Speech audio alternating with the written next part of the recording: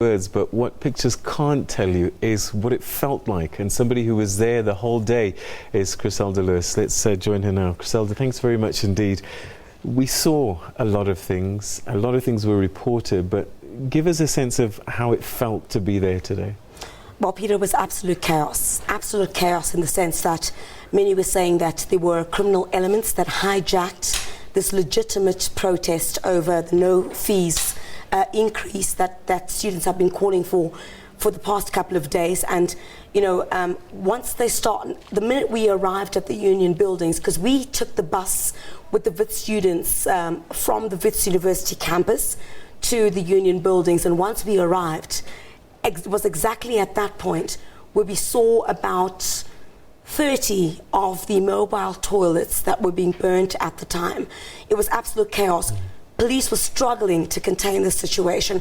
I guess they had to bring in more reinforcements, and that's certainly what happened. And we thought at least they waited for several hours for someone to come and address them, that hoped that President Jacob Zuma would come and address them. We got official confirmation that he would not. So President Zuma addressed the nation, and it turned into absolute chaos again. Journalists were not free, students were not free. Innocent bystanders, professors, lecturers who were there to sympathize with the cause were absolutely not free. One of the SABC journalists got hurt, and at some point we were being thrown. Well, I don't think it was directed at journalists, but the tear gas was all up in our faces. We were unable to do our jobs, but it was absolute chaos at the end of the day. And I think ultimately, the visuals that you're seeing on your screen really demonstrate, students that are angry or perhaps criminal elements. That's one of the questions we've asked to student leaders who met with President Jacob Zuma to explain what all that chaos was about. Are those angry protesting students, or are those criminal elements that have hijacked this protest? We're yet to get answers about that, but certainly a day that was meant to get a point across, but lost in all of that violence. It was quite telling that some of these people covered their faces so that they wouldn't be recognized. It's almost as if they had a premeditation that they were going to do something perhaps not in line with the general feeling. Tell me how these other students were feeling, because I saw that some students were trying to calm these guys and get them to stop being violent.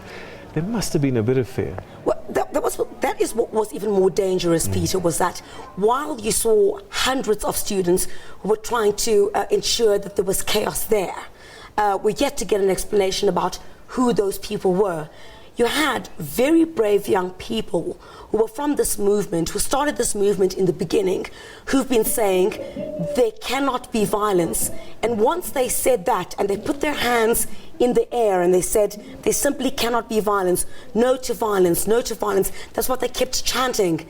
They would immediately be attacked by these individuals who were burning the toilets, the mobile toilets, who were taking branches off trees and burning those branches. When the police tried to bring some of the barbed wire after the gates had been completely destroyed, the gates separating the southern lawns and the union buildings, it turned into absolute chaos. So certainly I must say, a legitimate cause that went therefore to go and explain to the president what the grievances of young people are, but hijacked by whoever those individuals were. All right, so we're going to have to leave it there, but certainly this is a story that hasn't come to an end yet.